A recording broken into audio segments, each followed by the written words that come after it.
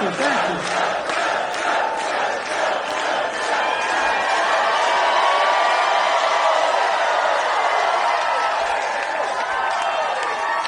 Thank you, North Carolina. I'm going to get in trouble with my mom looking down in heaven if I don't say, please excuse my back. I apologize.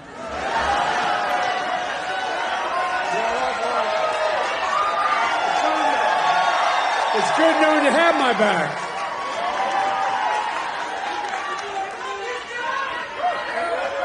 Eric, thanks for that introduction. We had a wonderful time spending time with your sons, Kristen and Carter. They're going to grow up to be incredible young men. You would have been really impressed the way they talked about their dad, how informed they were about what was going on. I was truly impressed. And I ate 2 hamburgers. A special thanks to Roy and Kristen Cooper. Roy, you've been a great governor.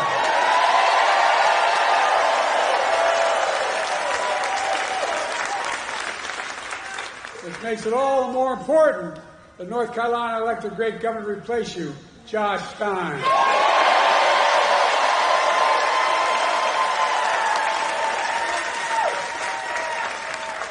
And when I'm reelected again with your help, I want you to know that I'm not promising not to take Roy away from North Carolina. Where they're coming out, I don't know.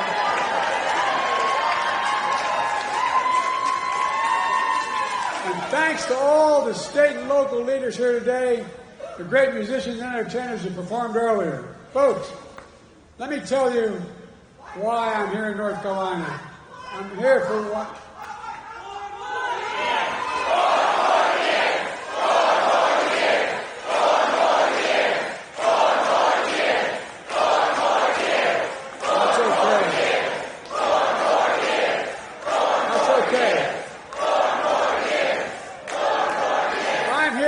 Carolina for one reason, because I intend to win this state in November. Are you going to see that?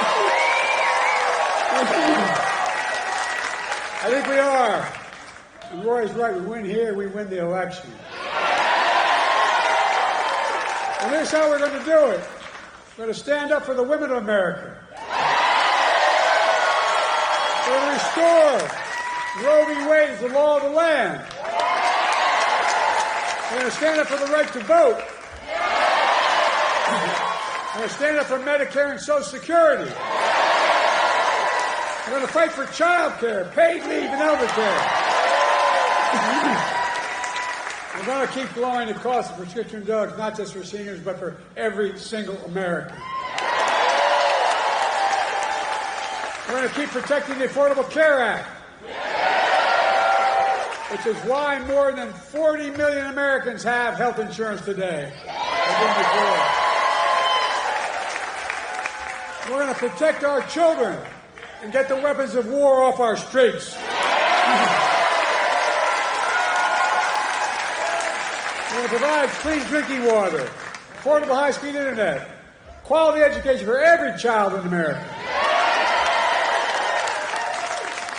We're going to secure our border and protect legal immigration. And unlike the other guy, we're going to stand up to dictators like Putin, because America bows to no one ever. Folks, and we're going to keep dealing with the climate crisis.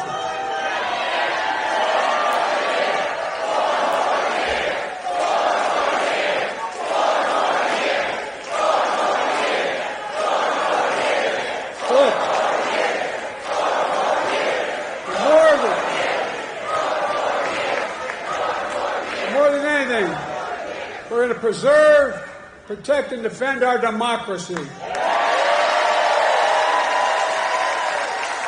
Because more than anything else, that is what is at stake in America this election. Your freedom, your democracy. America itself is at stake. Now, folks, I don't know what you did last night, but I spent 90 minutes on the stage debating the guy who has the morals of an alley cat.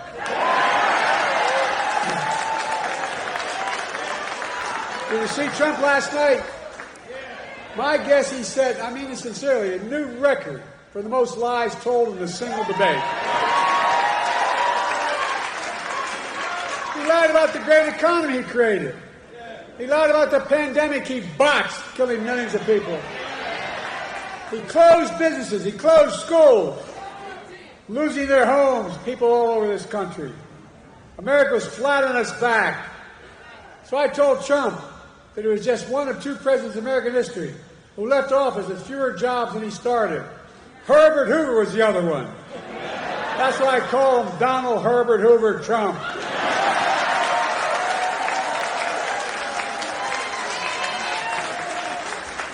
And then he lied about how great he was for veterans. But then I told him how he had called a veteran and given their lives in the country in World War I and refused to go to the grave sites. He called them suckers and losers. He tried to deny it. But let me ask you, are you going to believe a 4-star Marine general, his own former Chief of Staff, John Kelly, who said he said that? Or the disgraced, defeated and lying Donald Trump? My son was one of those people. Not in World War I, but in the folks, look, how about the fact that 44...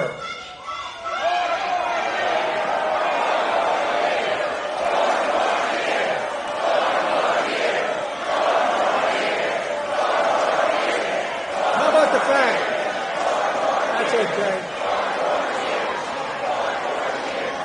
How about the fact that 40 out of his 44 top advisors, including the vice president, aren't supporting him this time around? The people who know him best, 40 of them said, I will not support the man I work for this time around.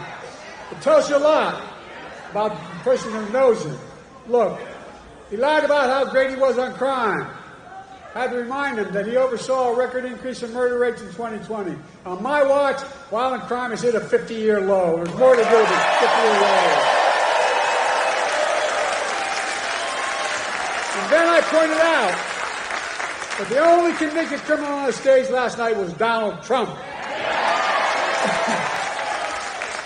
When I thought about his 34 felony convictions, his sexual assault on a woman in a public place, his being fined $400 million for business fraud, I thought to myself, Donald Trump isn't just a convicted felon.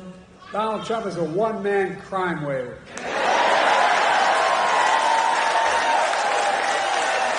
He's got more trials. He's got more trials coming up.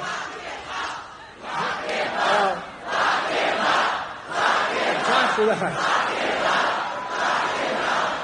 Look, the thing that bothers me maybe most about him, he has no respect for women or the law. He doesn't. And then, his biggest lie. He lied about how he had nothing to do with the insurrection of January 6th. We all saw it with our own eyes. We watched it on television. We saw thousands in his direction attack the Capitol. We saw police being attacked, the Capitol being ransacked, the mob hunting for Speaker Pelosi, gallows literally set up for Mike Pence. And then he told them as he sat in the dining room, the private dining room, one door off my Oval Office. He sat there for 3 hours watching on TV.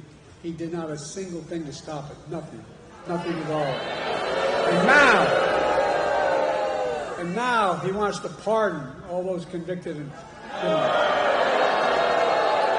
But folks, for all his lies, we learned some important truths about Donald Trump last night. We learned he's still proud of being the person who killed Roe v. Wade. We learned he's still proud about the pain and cruelties inflicted on America's women. We learned he still believes that politicians, not doctors and women, should make decisions about a woman's health. We learned that if he's elected again and the MAGA Republicans pass a national ban on abortion, he will sign it. Donald Trump says he thinks overturning Roe v. Wade was a beautiful thing. I think it was a nightmare. No, I really mean it, a nightmare. And I made it clear again last night that if you elect me and Kamala, you give us a Democratic Congress, we will make Roe v. Wade the law of the land again.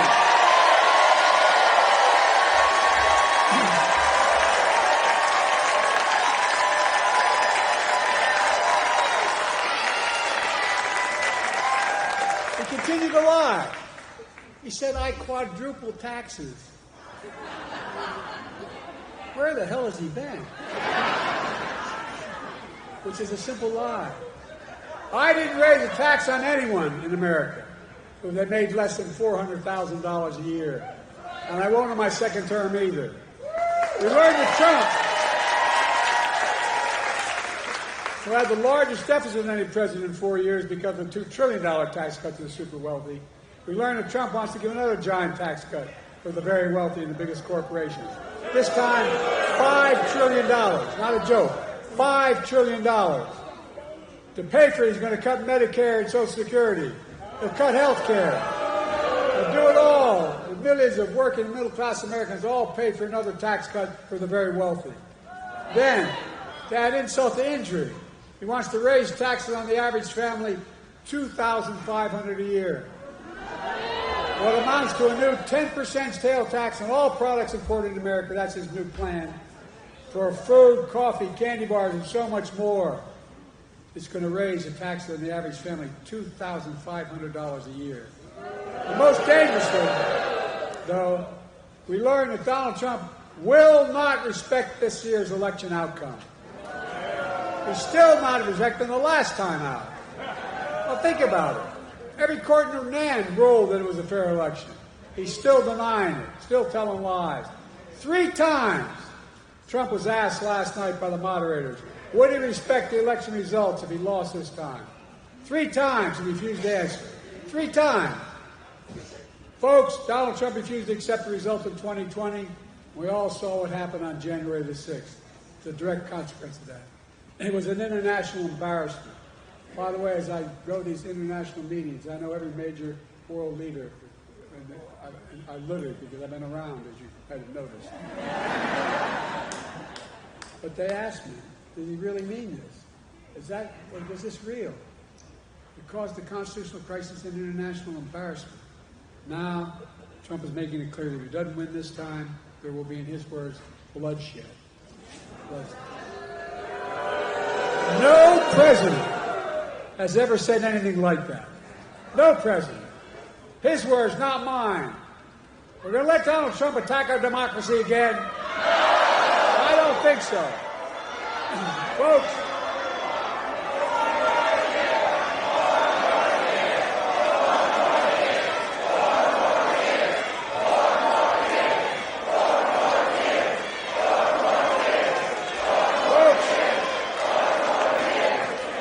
we've come a long way. We've come a long way from the mess that Donald Trump left us. We came out of the pandemic. We're a long way from what Donald Trump telling us to inject bleach in our skin. That COVID is not that dangerous. Today we have the strongest economy in the world without exception. 15 million new jobs. 800,000 manufacturing jobs.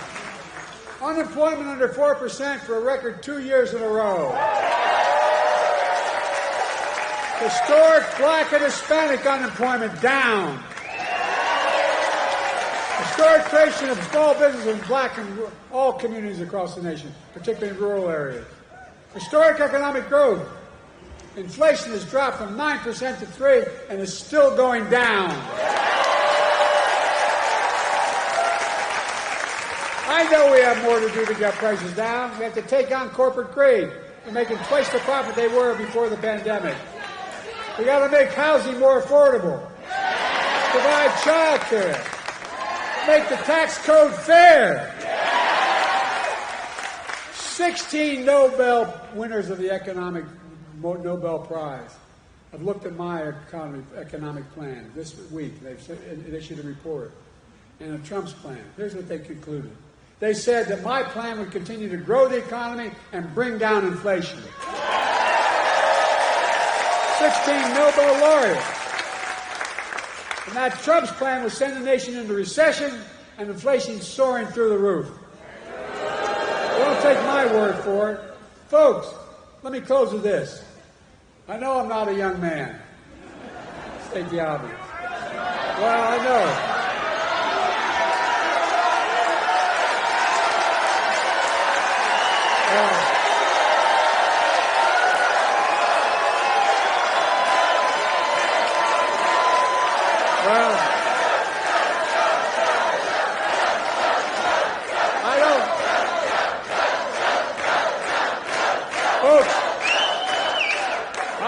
As easy as I used to. I don't speak as smoothly as I used to.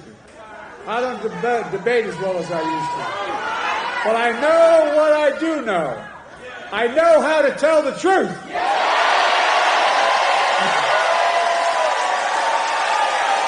I know right from wrong. And I know how to do this job. I know how to get things done. I know, like millions of Americans know, when you get knocked down, you get back up.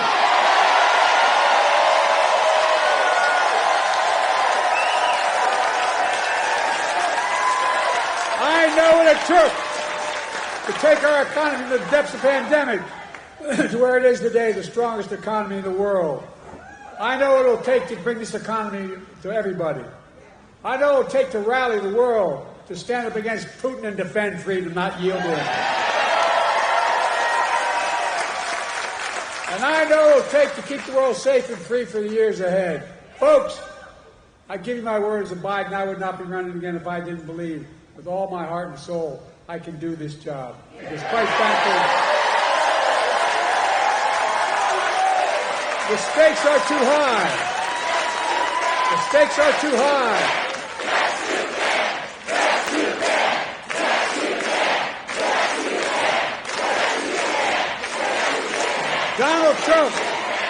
Donald Trump is a genuine threat to this nation. He's a threat to our freedom. He's a threat to our democracy. He's literally a threat for everything America stands for. Look, he doesn't understand what I think all of you do. America is the finest and most unique nation in the world. We're the only nation in the world, and I mean this sincerely, it's a fact statement, not a hyperbolic statement, it's fact. We're the only nation in the world built on an idea. All the nations built on ethnicity, geography, and other religion, but we're built on an idea that we're all created equal. We deserve to be treated equally throughout our lives. We've never fully lived up to it. I'll be damned in the year 2024, just 2 years before the 250th anniversary of our Declaration of Independence, that I'll let Donald Trump walk away from it.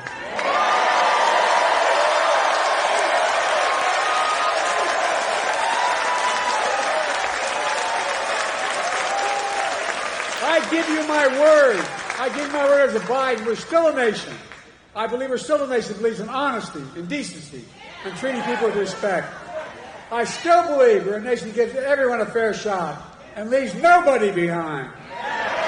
We're still a nation that gives hate no safe harbor.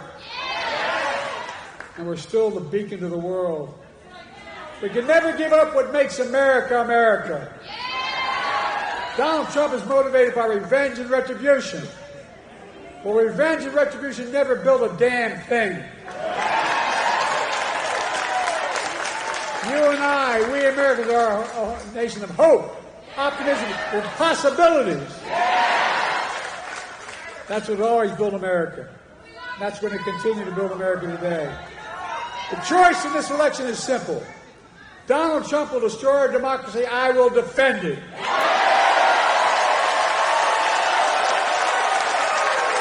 So, folks, are you with me?